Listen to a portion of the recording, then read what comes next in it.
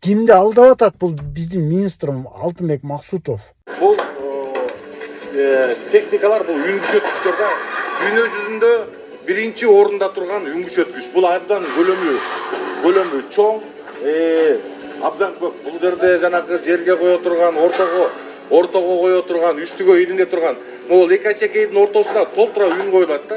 Ошол 64 миң адамдан 100 миң адамга чейин камсыздоо үчүн өзүбүздө канча кызылы. Бул кошуна мамлекеттерде азырынча жок. Көрдүңүздөр, үн күчөткүчтү эле оригинал деп атат, бирок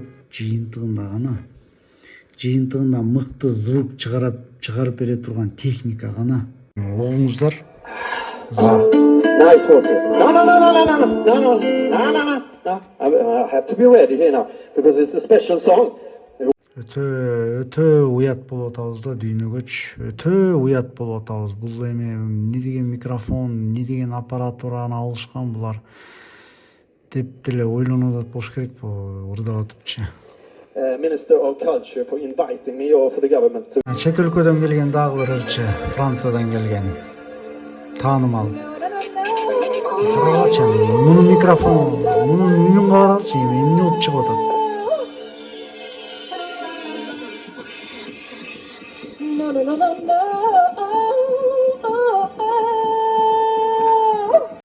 Казакстан ырчысы атын деле билбейт экенмин. Таң калам да, буларда аппаратуранын эң качественный.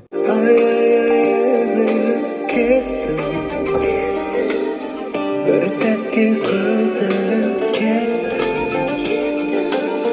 қолыммен ұстамай жатам, жүрекпен сезініп кеттім. Көрдіңіздер, студиядан жаздырғандай звук шығып атат да, бүт төп келишет. Эч кандай бир мутный бир үндөр чыкпайт. Прям 4 миллион долларга алган аппараттан алып баруучулар алып барып аткан Шур деген тойканаларга сатып алып аткан микрофон, обычный эле микрофондор. Кандай болсо ошондой кетип атат. Америкаларым ден соолугусуданыр байлыктагы элимдин бозулбасын ынтымагы. Байкадыңыздар, даптана угулуп атат. Муну слуху жок деле адам угуп атса керек. Бул эжеде мисалы балансировкалай турган бир пульт болгондо тим эле студиядан жаздыргандай угузуп бермек да, жана старчыныкындай кылыпчы. Айла жок бизде мына.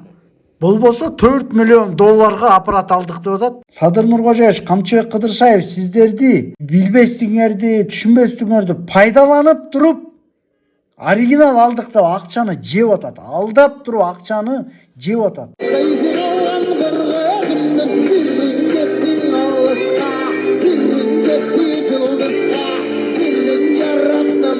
Балансировка жок, баланс жок. Кыйкыр ырдап атканда жумшак кылып чыгарып бере турган. Россияда, Казакстанда, Өзбекстанда ошондой аппараттар бар. Катуу үнүң чыкса, жумшак кылып чыгарып берет.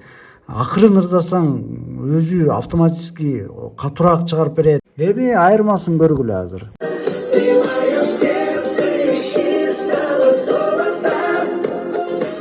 Мына булар бүт өзүнүн оборудованиясы менен келген.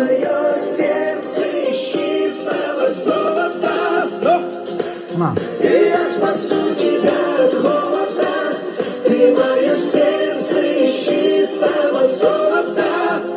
булардык эмне үчүн приятный чыгат? Өзлөрүнүн балансировать эте турган аппарат техникасы турат. Бул ошон үчүн мунун ырдап атканы приятный угулат. Бүт бирдей кылып балансировать этип чыгарып бере турган өзлөрүнүн үн күчөткүчү турат.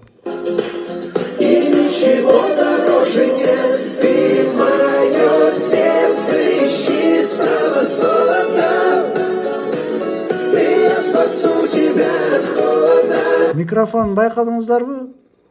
Бул өзүнүн микрофонун көтөрүп келген да даже. Булар деген ишенбейт, эч кимдикине ишенбейт. Только өзлөрүнүн немесине ишенет.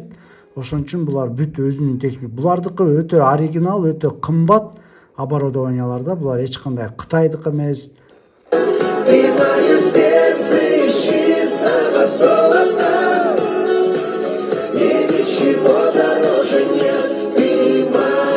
сердце из чистого золота, и я спасу тебя от холода. Ты мое сердце из чистого золота, и ничего дороже нет. 4 миллион доллар бөлүнүп аткандан кийин андай микрофон албаш керек. Стас кандай микрофон менен ырдап атты. Биягында монитор наушник деп коет. Колонкаларда момунда эхо звуктар жаңырып атканда бул өзүнө бүт жанагы эменин баардыгын жаңырыксыз таптак угузуп берип турат. Ошон менен ырдай берет. Анан ал биздин аппараттарга ишенбей бүт өзүнүн оборудованиясын алып келип орнотуп, уверенно сонун ырдап туруп кетти да. Маданият министри Алтынбек Максутов 4 миллион долларга элестетип атасызбы? 4 миллион доллар. Бул жерде 4 миллион сом эмес, 4 миллион доллар акчаны президент бөлүп атат да. Аны Маданият министрлигине жүктөп атат. Маданият министри болсо бүт баягы президент түшүнбөйт, президент билбейт, себеби деген ал аппарат менен иши жок. Звуктун кайсы аппарат кандай звук берет, жана Кытайдыкы кандай звук берет, оригиналдар кандай звук берет, эч айырмалап уга албайт. Музыканттар уга алат да анычы. Мен ар бир аранжировканын ичинде эмне инструменттер, эмне кайсыл аспаптардын үндөрү кетип атат, бүт баарын угам. 100% угам. Мен кулагымды уй тебелеп кеткен эмес. Уй эмес, кумурска тебелеп кеткен эмес да менин кулагымда.